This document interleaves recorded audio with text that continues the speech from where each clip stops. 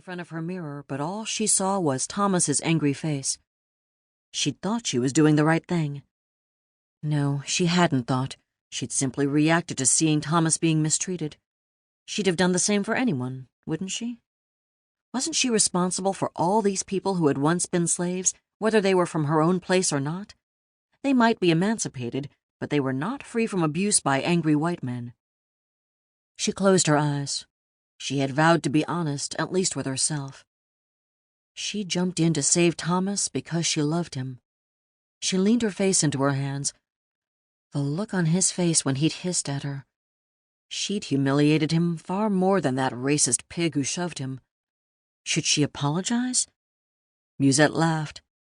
What would her grandmother Emmeline think if she knew her great-granddaughter contemplated apologizing to a black man?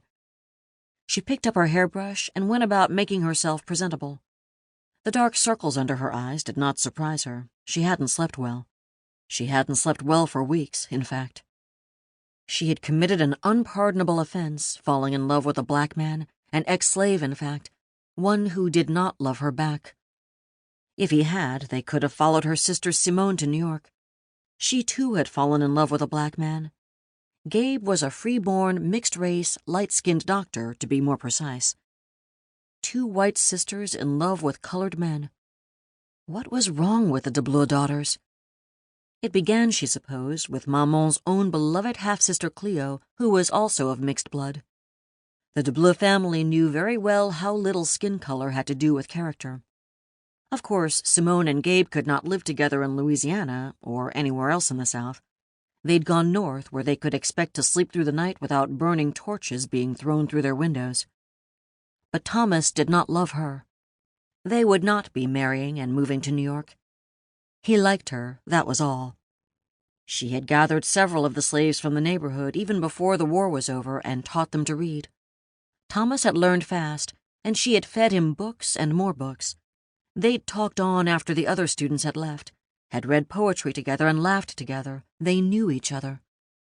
Musette had suitors during the seasons in New Orleans, and some of them had been amusing, but none of them had reached beyond the barriers of courtesy to find the real Musette de Bleu. Her mother was Josephine Tassin from the Creole planter aristocracy. Musette grew up speaking French, thinking French, knowing she had blood kin among the black slaves. And her papa, Fanor de Bleu, had been a poor Cajun boy from the back bayous. His liberal ideas had earned him the animosity of some of the planters. "This equality nonsense," they told him. "You're giving these ignorant blacks ideas." Musette simply didn't see things the same way as other young men and women of her class. And she was lonely, 22 years old and alone. And not just because her mother and her younger sister were in New York visiting Simone and Gabe and the new baby. If only Papa were here.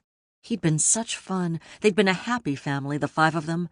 But Papa had moments of despair, too. He'd hated slavery. He'd explored ways to share the wealth of the plantation, to pay wages or share crop. Every option led to threats from other planters that he would be burned out. He couldn't do that to Maman. Toulouse Plantation had been in her family for generations. Instead, he taught his 3 daughters that everyone, white or black, was a human being worthy of respect.